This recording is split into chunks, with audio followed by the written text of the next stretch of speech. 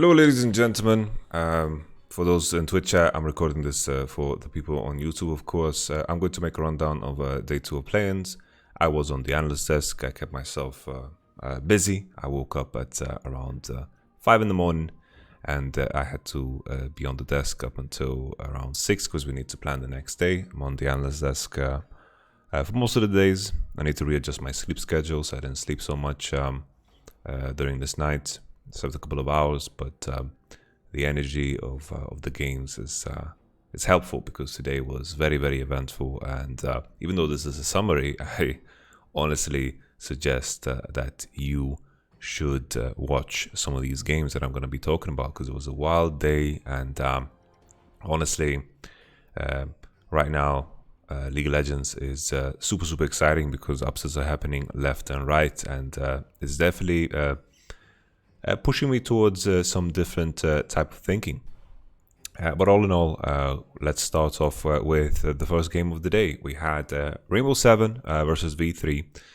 I think even though the draft is relevant, R7 as a team couldn't find ways to make the Nidalee that useful. The key thing about Nidalee is as a standalone champion, she's not that amazing, you know?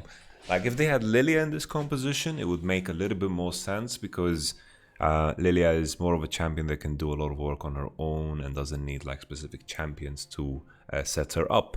When you think of Nidalee, you think of the Renekton, you think of the Pantheon, you think of the set, and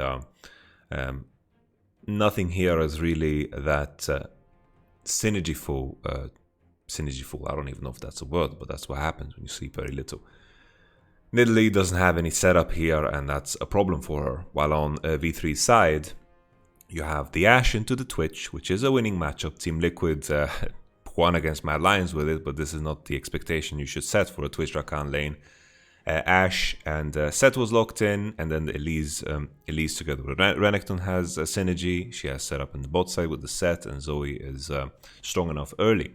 So this game was pretty one-sided because V3 took a lead and just kept going with it, and R7 couldn't really figure out the flow of the game because he kept fumbling engages onto mid lane.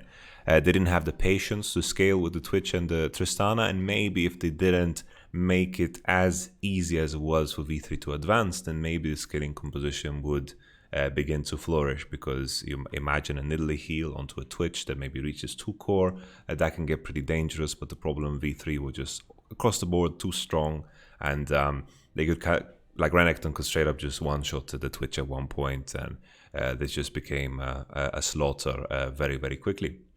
I'm a fan of the Tristana mid into Zoe. Jizuke spoke to me about it, and he says this is a winning matchup for Tristana, but he also told me that the Blade Ruin King is something that you need to drop and just go for Storm Razor into Static Shiv.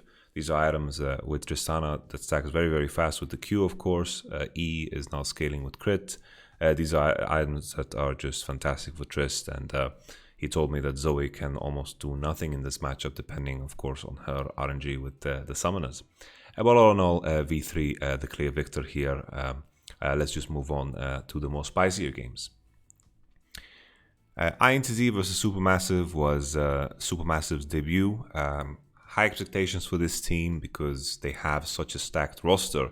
In their first game, their draft looked quite wonky considering they only have like Hecarim to really boost here with the Lulu and the Senna and the Shen. It's a composition that lacks a lot of damage, but there was a clear and significant top jungle gap in this one. Shen managed to set up a kill for Hecarim very early on in the game. Shen then afterwards picked up another one, and the game was kind of put in the coffin the moment INZ tried to dive the Shen, because they tried to push onto the Shen and create a situation where the Shen ultimate is going to be less relevant. But it just didn't work, and Shen ended the game with like a 9-0-7 scoreline. So any type of lack of damage ideas that you might have in mind here, they just kind of completely disappeared with Shen being so fed because he was doing a shit ton of damage.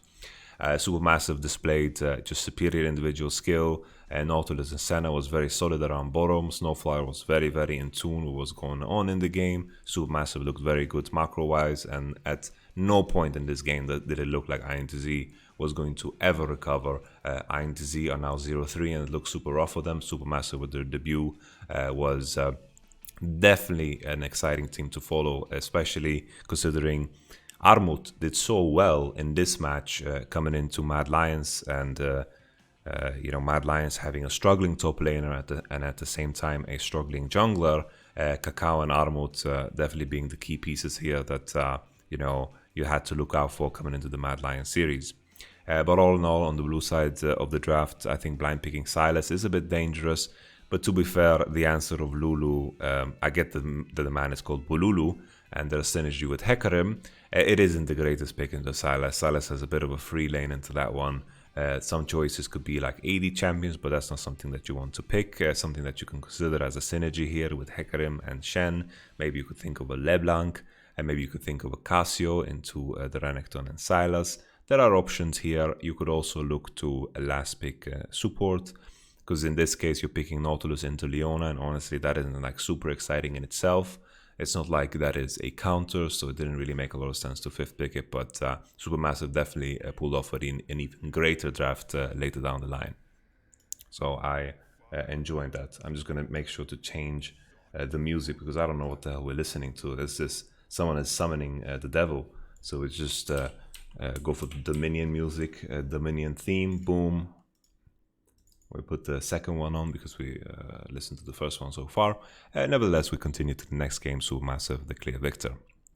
Unicorns of Love, this was their debut, so a lot of powerhouses here that showcased their skill. Unicorns of Love, there was a lot of question marks because they stomped the region so convincingly, but at the same time, there was a lot of slip-ups, and it almost felt like they could get away with anything. There were games where they 10k goal behind, there were games where they were very far behind. Some drafts were very unclear as to how they were supposed to win, but they always kind of figured it out in the LCL.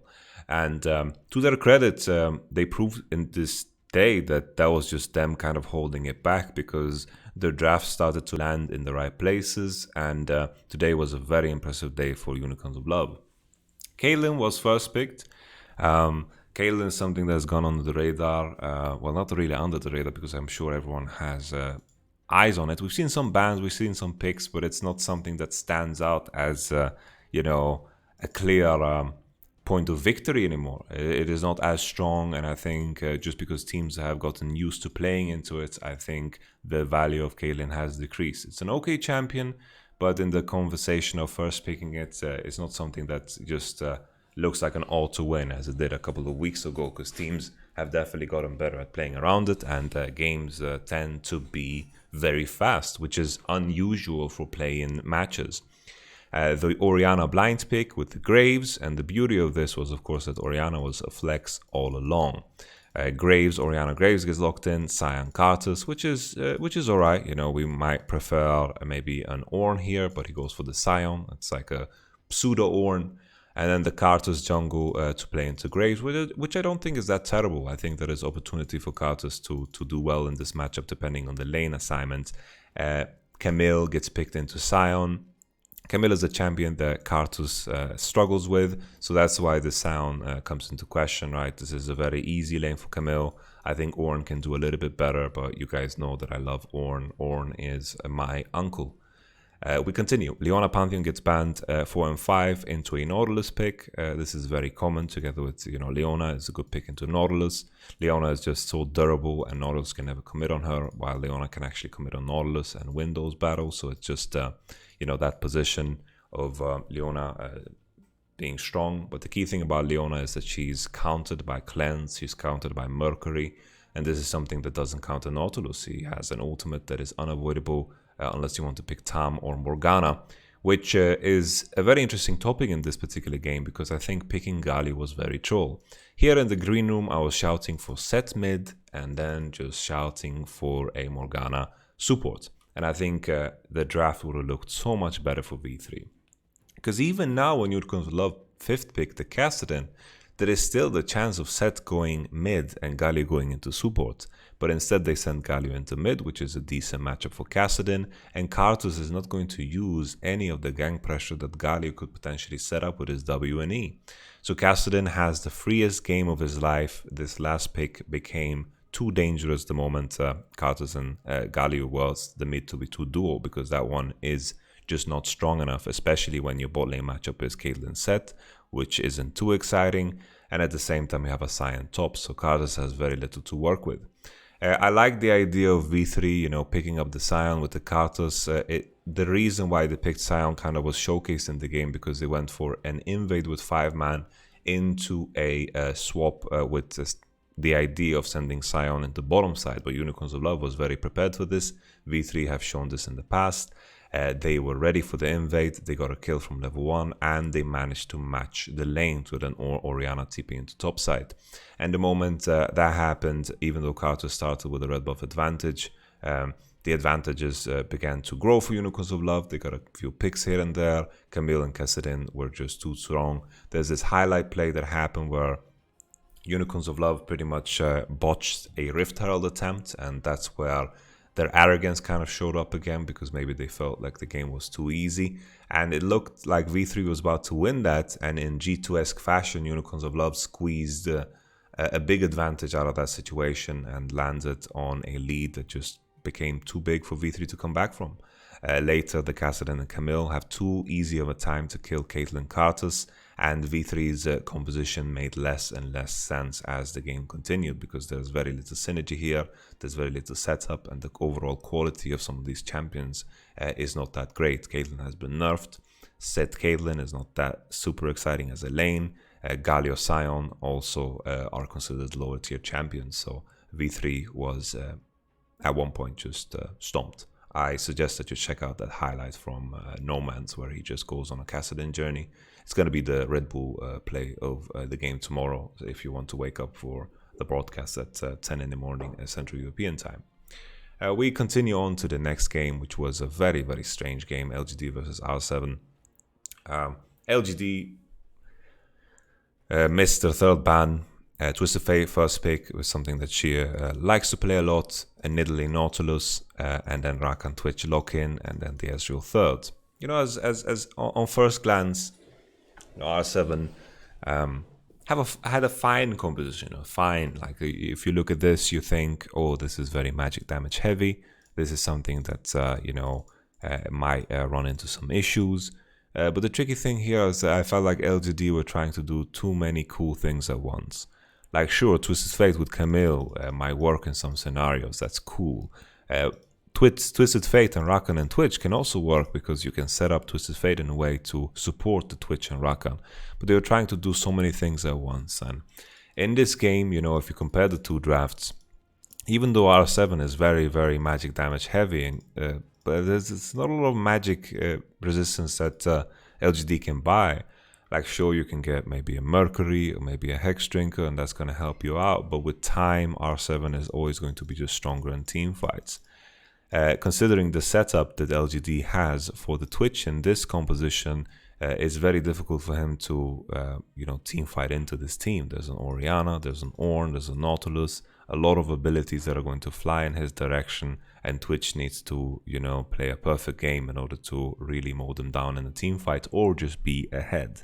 So LGD is definitely in a position where they need to get ahead, especially when they're locking in Lee Sin. Imagine a world where instead of going Camille Lee Sin, they just locked in the Ornn and then potentially, I don't know, like a Graves, and that would have looked so much better in this case, because you have a better mix of what you want to accomplish. Ornn can be isolated in the top side, and you'll be perfectly fine achieving just that. I think, okay, Angel, let me just finish recording this video. I'll be right there.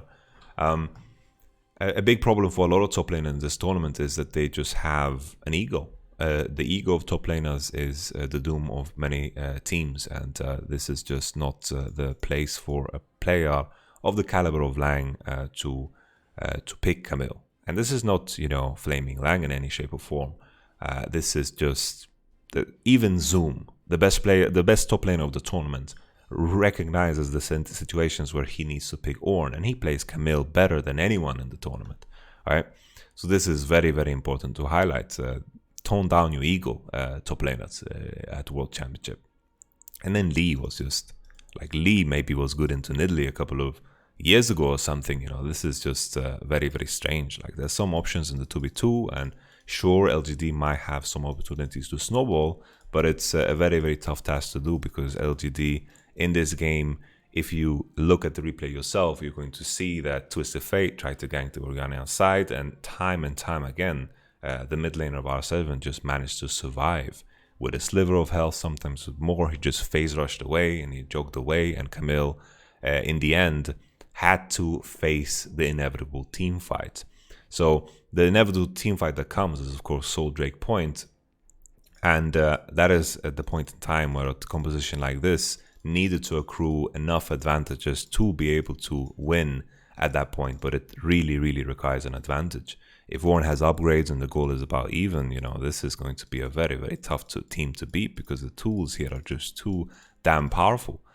Who is really like a good target to go for? It's very, very tricky to execute. The ultimates are just too powerful, and R7 definitely did super, super well here. Another key thing is items like Zhonya's Hourglass are going to be super efficient, because the enemy is very AD heavy. Ornn also against a very AD heavy team is going to have a good time. He only needs like tenacity if he wants against Twisted Fates and be fine, and even that he doesn't need, because he can just that is my impersonation of the Ornn W. He doesn't make that sound, but you get my point. You know, he's blowing out flames. So eventually this game, R7 just grouped around the Drakes. They kept it simple. LGD were fumbling exactly in the same fashion as they did against PSG, and LGD as a whole is looking very, very bad. They are not playing at the level that they played in the LPL. It is very obvious that they are struggling. I can't quite put my finger as to why, because honestly there is very little redeemable about LGD right now, but this is something that can easily shift. We've made the mistake many times before to count teams out, but with the way the group is functioning, 2 games are still left, and they can still get out of this situation. You know, it's tricky to prepare against a team like LGD now, because you're like, oh, well, they played like terrible. If we look at the 2 games they lost, okay, we just make team fight compositions and LGD are gonna run it down. That's cool, but maybe LGD are gonna snap out of it and get into form, because in the end they qualified through the LPL. There were moments that they did show some goodness, but there were also some inconsistencies throughout the regular split. But this is definitely like the lowest of low for LGD right now, and there's a chance that the morale is just completely doomed, and they're gonna bomb out of 0-4, making history in 2020 World Championship. And that's crazy, considering too that they didn't need to go through a quarantine. They didn't need to, you know, go through any jet lag situation, you know, and they also played on a stage for the majority of course, their regular season, which is not the same case for other teams. We continue on. R7, like, I guess the final point about R7 is like we reach a point in the game, like the final Drake that R7 was supposed to take, and Nidalee for some reason itemized Lich Bane, which is terrible. Like, Lich Bane is not that great. Like, this game you just want Zhonya's and Athenes and you're good. But he just straight up kind of ran it down. He tried to kill the Twitch, tried to one-shot him, and R7 had the balls to, without a jungler, just start the damn Drake 4v5. Sure, the important thing to note is Nidalee managed to chunk to Twitch, so Twitch was very low HP, but the smite didn't land for Peanuts, and Ezreal managed to get the Soul Drake.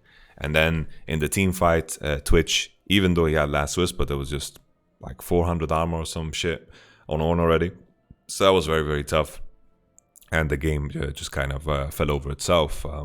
Right now I'm trying to think of redeemable qualities for LGD, but draft unexciting, play unexciting. It's looking worse by the minute, and players that I was excited about, especially Chia and Mark, didn't hit the mark at all. Like, this is looking very, very bad for LGD. We continue on the Unicorns of Love and PSG. Now with Unicorns of Love banning Ornn, a key pick for Hanabi, and then Mordekaiser. And this prompted a Camille ban, which shows that PSG aren't ready to lock into Renekton. Camille ban happened. Renekton is considered a good pick into Camille, like we saw in the previous game. LGD, they banned Renekton, pick Camille. That's an example, right? Quinn got banned, into Renekton ban, into blind pick Camille, whatever. So now with Ornn, Mordekaiser, and Camille out, these are champions that, of course, Hanabi loves to play. Things that come to mind is, of course, the Volibear or the GP maybe. But all in all, picking this many melee champions into Renekton is kind of a joke. I didn't understand PSG's idea here where they, Renekton has clear weaknesses, he gets kited, but Sett and Echo Volibear are going to kite him. It's just not plausible. So Hecarim, Renekton, and Orianna, already from the first 3 picks here, are definitely stronger in the setting of fighting. Kongyu, of course, had a fantastic Echo game the first day, but Echo is a champion that needs advantages in order to snowball. We need to reach that AP jungle item to reach a clear speed that is actually interesting. But if that doesn't happen, the game definitely becomes tricky, and this is another one of those games where Hecarim started with first blood in the top lane onto Volibear. So Boss was doing some fantastic laning. Unicorns of Love showcased what they can do against a team that is actually capable on an individual basis, and Unicorns of Love, with a very beautiful draft, rounded it off with a Swain. So this Swain pick is so damn juicy. Swain's biggest weakness, similar to Renekton, gets kited like a dog, right? Or kited like a bird, but that doesn't make sense. Birds fly. Jhin, at the same time, is not that great at dealing with champions like Swain, Hecarim, and Renekton, because Jhin doesn't have that much DPS output, right? A lot of Jin's purpose is just follow-up, right? Follow-up. And Echo and Sett and Volibear, they want to dive backlines, but there isn't really a backline here. Like Orianna, sure, is a part of the backline, but getting through Swain, Hecarim, and Renekton is a tough thing to do. And then the Alistar, of course, the idea here is to knock away the Swain with the ultimates, which, to some degree, we accept it, but I don't think there was any like super dream support here that you could lock in and really have a good time with. Leona, like all these champions would run into the same issue. Just another melee champion for Hecarim and Swain to feed on. In this game, Unicorns of Love played very cleanly. They answered the question of how are they going to look like against a team that is slightly better. I think Unicorns of Love had a better draft. They played better, individually played better. They played out the lanes, the skill checks, Renekton between Volibear. They were on time when it came to the team fights, and a big issue for PSG, I think, in this game was just missing the idea of buying executioners. But all in all, it is difficult to execute the draft because a champion like Echo, if you run into a Renekton, you're in danger right away. Swain as well. These are not champions that you enjoy playing against, and the Swain pick was beautiful for many, many reasons. I think like picking... It's tough to pick the best AD carry here. Like obviously, if you look at it, maybe Ezreal would be doing the best here, or just picking support 4th and looking to pick AD 5th. Because if you had Ezreal, maybe you had some options to play a more kiting game. But Jhin is always like the cherry on top of a cake. He doesn't make the cake himself. He needs to be the cherry, and right now the cake that he's laying on is just countered by the enemy team. So that's the danger of this. So Unicorns of Love, very nice draft. The Swain pick was super, super nice. Renekton got so much value. This was a Renekton first pick, and PSG kind of went into it picking so many melee champions, and of course Unicorns of Love are just gonna laugh straight to the bank. So I think big draft victory, but Unicorns of Love also played better. Supermassive versus Mad Lions was a very big one. Another situation of maybe it's time to check the ego, right? Check the ego of top. Mordekaiser, in a lot of cases, good matchup into Wukong. There was a kill that landed for Wukong, and after that, Armut honestly just took over the game. He was all over the place. He found kills onto Morde, and the synergy between Armut and Nidalee, and of course KaKAO, continued to show in the next game too. Here, Nidalee is first picked for KaKAO, of course. That's completely fine. Lilia was banned. Graves is potentially open. Azir Nidalee is not the greatest 2v2 mid, but it's okay as long as Nidalee has other lanes to play around. In this case, there is Senna Leona and also the Wukong. Wukong doesn't have the greatest setup, but that time when he reaches level 6, it becomes much stronger, of course, with the Cyclone. You have some options. On paper, this Mordekaiser pick is good, right? Because you deny a lot of that 2v2 synergy because you have that ultimate to, play a more disciplined and a more safe game. it is good to play this champion as the isolated champion. Here, Hacker and Zoe have a strong 2v2 against Azir in Italy. They can play into bottom side. I don't think this is necessarily like a draft problem. I think this was just Mad Lions' play problem. This was a better game for Shadow because he managed to recover from a pretty big deficit. This game, KaKAO managed to find a very nice invade with his team. They had a red buff advantage and Hecarim started as blue super late. He couldn't invade onto the enemy red. It was a very tough game. It was warded. Supermassive had a very good plan coming out the gate. With that being said though, Supermassive just found kills and kills again on Wukong, and then at the same time Humanoid, that was performing a bit better than his teammates in the previous games, kind of dropped the ball. He got hit by the Leona ultimate. Snowflower was on point. With the rotations on the map, Supermassive just looks so in sync, and you begin to think about some of the cross matchups, because if we think about the groups now, the three best teams by far is Team Liquid, Unicorns of Love, and of course Supermassive. These are the teams that you kind of want to see matchups against, but there's a big chance that two of these teams are going to go straight to the World Championship. Just skip the whole best of 5 process and just go straight to groups. But I'm super happy about some of the level that we've seen from the team so far. Supermassive played very impressive games today. I really liked what I saw. They were very stable. I think as a team, they recognized what they needed to play around. The team fights was super beautiful. This Wukong honestly revived my hope in this champion, because this is a champion that in a lot of cases when it was blind picked, it set up the enemy to pick the ideal champion that it is going to just devour your composition. Because imagine here, you could also just pick the Ornn. It's going to do fine into Wukong. It's going to do good.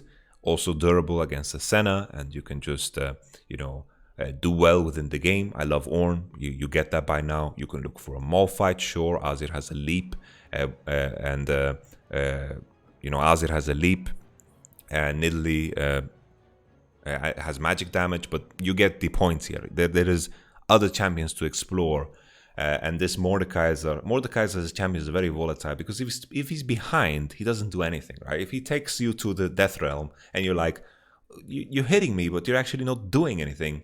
If you're the Azir and you have a Mercury and you begin to become strong, you have a Nashor's Tooth and the Mordekaiser is behind in the game, you're like, I'm in the Death Realm, but honestly, you're the one that is going to die, right? So Mordekaiser is a very volatile champion, and we've seen that the Roma doesn't deal with volatility that well, and it's time to put him back on some tank duty, honestly. But we'll see how Mad Lions progress. We're going to talk about the teams holistically at the end of this video. Last but not least, I think this one is going to be the quickest and easiest, because Team Liquid just devoured Legacy.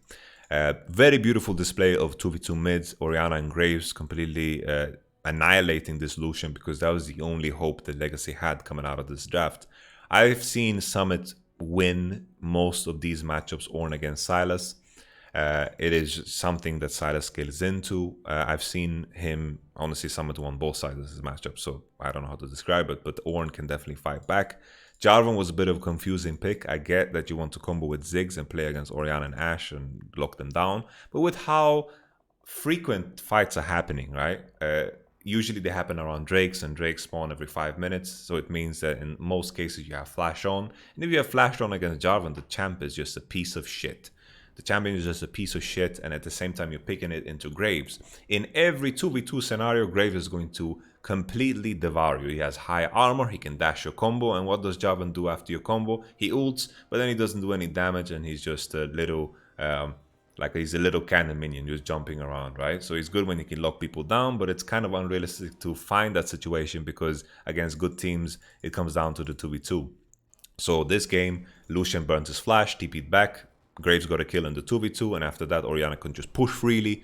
Yet Jensen was playing good in the lane, and then Graves was just hard invading, spotting Jarvan, and then Team Liquid cleanly destroyed this map. Very beautiful game, and Team Liquid are looking fantastic, which is a good point to start in terms of the discussion of these teams. Team Liquid, something that I heavily underestimated, and this is a mistake on me, right? Looking at some of these players like Jensen, his history when it comes to the World Championship has been pretty damn good. has been pretty damn good. He has had success with Cloud9. And thinking about a situation where Team Liquid were playing from home, right? They're playing from home. They were playing, in a situation where there's no stage. Maybe that experience matters less, right? They're coming into this tournament and they're delivering. Impact is solo killing. Tactical is feeling good. Tactical doesn't have that experience and somehow is doing fantastic. But Team Liquid are showing up big time. I'm super excited for this team. I think there's a great chance of them topping the group. Obviously, it is between Team Liquid and Supermassive. That is going to be a monster matchup. Team Liquid, all in all, look like a very, very precise team. I really love that they showcased us some 2v2 mid, and Broxah definitely redeemed himself. He was very active in that game. I want them to continue on the same trend. We'll have to see how Team Liquid adapt when the Graves ban actually lands again, because that was something that Mad Lions banned in the first matchup. He picked the Lee Sin, and the Lee Sin was not that active. I'm very excited about the form of Impact and Tactical and Core JJ. I love the fact that Tactical is so ballsy in the way he approaches the game. He's not jittery with his usage of his summoner spells, and that's pretty goddamn beautiful. Looking at Supermassive as well, I think they've shown very, very little weakness, and it's hard to point to what their weakness is. They're just a very well-rounded team. I think the same thing can be said about Team Liquid, and I think it's going to come down to the details of the draft and the details of the game. I think it's going to be a very competitive match, and this is the best play-ins that I've ever seen. But it's important to note that, on systems like this, that one day can change everything. Now our perception of Mad Lions is piss poor. They have best of fives to play, right? They're going to qualify most likely because they have that win against INTZ. Worst case scenario, they're going to have a tiebreaker. They're going to qualify to best of fives. There is still time for Mad Lions to redeem themselves. And on the flip side, if we compare, Team Liquid with the experience, Mad Lions as a team, when spring was played, they weren't that fantastic, right? When quarantine started in summer and they started playing from home, this is where Mad Lions started to ramp up, right? This is when they actually beat G2 in the best of five, and this is where Mad Lions started to become exciting. Now they're playing on stage again. Maybe that mediocrity is coming back. This is something that you need to ask yourself, because these circumstances, are important. But at the same time, our sample size is not that big, right? But the key thing is, even though the sample size is not that big, there are some tendencies that are evident throughout the games. Mad Lions in their last match against Supermassive stumbled and fell very, very hard onto the floor. It was borderline tilt. It looked like they were in a position where they were 2k gold behind, and then 5 minutes later was 10k gold. They couldn't really recollect themselves within the game. So I'm worried about Mad Lions, but there is still a bit of hope because they have a couple of chances left, but they need to figure out their groove again. I want to see, the Senna Wukong play. I want to see, the humanoid that gets support from Kaiser and Shadow. I want to see the Kaiser Shadow synergy. I want them to go back to the things that they look comfortable on. I want them to go back to that, even though it might not fit the meta completely, because now I think they're acting too much out of character. So we'll have to see how it progresses. But Mad Lions so far has been a disappointment. And for me, I thought the big thing about them was them not being able to adapt to the meta coming into the end of the split. And I thought with the time that they had, that they would figure out the meta and Mad Lions would be the Mad Lions. That could be G2 in a best of five. Well, when G2 was at their lowest, sure. But still, beating G2 in the best of five is like, yeah, it's cool. It's cool, right? Mad Lions did some good things throughout the year. But that's it for Group A. I think those are the most interesting teams. I apologize to Legacy Esports and INTZ. You are just not on my radar right now because we're just focusing on the teams that might have an impact coming into the rest of the tournament. Looking at Group, of course, B. I just mentioned talking about teams that have impact or not. LGD struggling super much. It's important to note that they are not playing at the level that they did in LPL, even at their lowest in the LPL, and something is seriously wrong with this team. I don't know if they can fix it, but within the span of a day, tomorrow they're going to continue their journey, and I have no idea what's going to happen. No clue at all. It's going to be absolutely wild if LGD manage to drop out completely. I don't see the the mark that I saw in the LPL in some moments. I don't see the Chie, and it seems like the individual performances are just degrading over time, and the weight of that pressure seems to be pressuring them down and down and down. Because today was an awful display of skill, and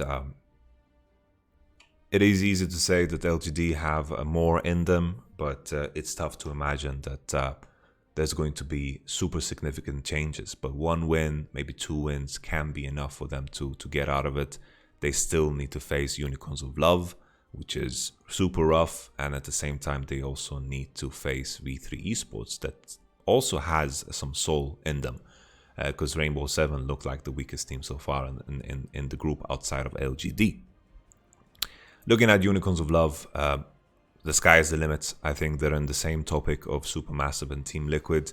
If someone asked me to predict, I think it just comes down to draft, and considering it's best of one, it is very, very tough to foresee. So considering it's best of one, putting predictions out there is just, you're bound to get yourself memed. PSG Talon, I think today they showcase a very poor draft, which they can kind of snap out of, but something to highlight is I think they do well when they have key abilities to rally around, right? That kind of patches up the player, the team of